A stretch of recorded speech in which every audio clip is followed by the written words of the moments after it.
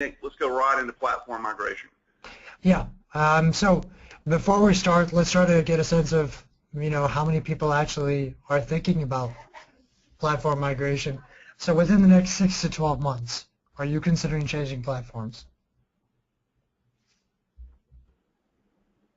Wow, this is surprising me. I asked this on my last webinar as well, and from my side, I think I did 12 to 24 months, and the majority said yes. Okay. So I'm wondering what this is for the shorter time period. Yeah, that's about right. Don, does that surprise you seeing that? What are your thoughts? It doesn't surprise me. I mean, I think people are, a lot of people are always aware, and I think lately there's been a lot more marketing by the different platforms. So I think a lot of people are thinking about it. Well, how many will do it is something different, but it's always a good thing to be thinking about. It can't hurt to know what's out there, what your options are. Absolutely. All right, let's get back to Nick's prezzo here. Yeah. So with the 40% of you thinking about doing the platform migration, what's important to note is you've probably. Terry, can you go back one? Okay. Thank you. You probably have heard very real, scary stories about people migrating, and I mean, I've seen it. I've seen people carelessly migrate and see quick six-figure drops, 60% drops in business. It's scary. But if you actually know what the mistakes are to be watching out for, and you do not wait till the end to do this, but you start thinking about all these concepts up front, you're going to be 100% okay. So first, 301 redirects.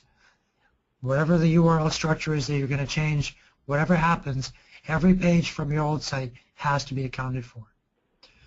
When you're creating your new site, you may also change the search function. You need to make sure that the taxonomy of the old site is mapped to the taxonomy of the new site in search. Panda inflation. If for some reason you go from a site that has 1,000 pages in Google's index to a site that has 50,000 pages in Google's index because the e-commerce platform company said, it would be really good if we have all these search pages indexed, they don't understand SEO. Don't listen to them. What happens when you do that is if you already have a low Panda score, your Panda score gets infinitely worse. And that gets applied to all your rankings. And you will need to go through a full consolidation program after that. Content removal. If you're going from one site, one platform to another, and you decide not to add the content that was on the pages from the old site, remember the value of your pages comes from content, not from backlinks, not anymore. For duplicate content, Panda and Penguin rules, it's all about analyzing the content on your site. You get rid of it, your site's page is worth 0. Pagination indexing. If you have a category where there are 400 products and you're showing them 40 at a time, make sure you only get one page indexed by Google, not the other 9. All 301s and canonicals. Sometimes you've been working with an SEO team for so long, you don't know how many 301s they put out there, how many canonicals they put in place, and now when you switch platforms, you're not carrying those over, well, you're going to miss out on a lot of careful coordination that was put into it. Finally, quote-unquote, blowing up the nav. If you go from a navigation, however it's structured, to a different structure, you're going to get a change. The authority per page comes down to where it is in the hierarchy of the website. And that is denoted by where the page lives in the navigation. If you go from a navigation of 60 links to a navigation of 600 links, everything changes. So your SEO team needs to be super careful about that on your behalf. Now, when you're doing the replatforming, your PPC team also has to do a lot of different things. For example, they need to update all the ads if there's new URLs. If they were mapping the search pages in the past through ads, they now need to figure out how those search pages have changed.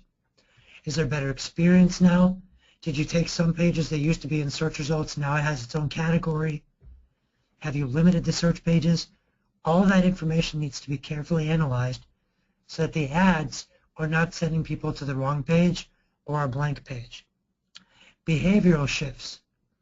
Now with new layouts, new checkout rules like guest only or guest allowed versus that was not allowed before, widgets like recently viewed or recommended products, all those changes that happen because of the technology that comes with the platform is going to change bounce rates, add to cart, cart completion for different people in different ways. Your PPC team needs to figure out how that is changing the data and act upon it. If you switch platforms, sometimes your feed is not going to be connected the same way, or you have to change feed providers, and some of the old optimizations that you did in your feed are now gone. So your PPC team should be accountable for those changes. And as you switch, they should be using the Merchant Center diagnosis tool to make sure they understand all the errors that are happening and prioritize them to get them fixed. Finally, with the new cart and new checkout, you need to change all your conversion tracking in the back end of AdWords for the new platform. You need to do that from day -1. If you miss even one day of doing that, you have done everything wrong. You have to make sure your order and revenue tracking is set up properly. So it's not just about making sure you don't make mistakes on PPC and SEO. There are actually new opportunities that you can start to go after because you're doing the replatforming. For example, if your site does have a panda inflation issue, you have too many pages in the index, then this is the time to shrink the site. Work with the SEO team on shrinking it. By switching platforms, you can also improve your code to do the minifying, the moving, and the consolidation of your code, your JavaScript, and your images to improve page load. If you have a really bad navigation right now, or you're giving too much authority to pages that don't matter, this is a good time to do an IA redesign. Infrastructure, architecture, that's your navigation and the way the site's built, can be updated during this replatforming. Because you're changing and you're going to get reindexed, actually if you have new content for Google, it's a great time for them to digest and ingest that new content. On the PPC side, a lot of things may have failed because of your platform. Jason talked about how there were just these little things that he was unhappy with the old platform.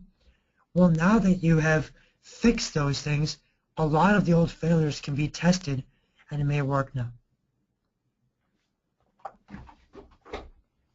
So all of these slides, all the research, all the how-tos, the checklists, if you go to bit.ly/, and this is case sensitive, 1 capital D, lowercase GTB, uppercase U, lowercase g.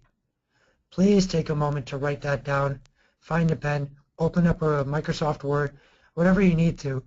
If you go to this page, you're going to download an ebook version of every single slide that we just covered right now.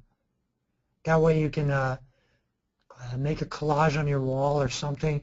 Actually, don't burn through the printer paper. It is a mobile-friendly ebook as well, so enjoy that. And if you ask for an audit during that part as well, remember I'll contact you, and hopefully you guys enjoyed that. Very good. Thank you again, Nick. We appreciate it very much, and also want to remind people that we are taping this webinar, and we'll be posting on YouTube, later this week, Tara? Definitely, yes. And so if you'd like to show that to some of your folks back at the company or just want to review the information, we could do that. And I encourage everybody to go to that link that Nick just provided. Nick, thank you again. Can you stick around for the rest? Oh, maybe you didn't already. Maybe left. Okay. Don, you still there? I'm here. Okay, all right. I figured you ran out the door as soon as you finished there. But, Don, you still there? I'm still here. Don, got a question for you from Deborah. She said, I plan to migrate to BigCommerce, but will my programming move over? Short answer is no, correct? What's your thoughts? Yeah, pretty much it's a no. I mean, if you've got third-party services that are integrating, you might be able to contact them, and they might be able to do an integration on BigCommerce. It'll be different, I'm sure, in most cases.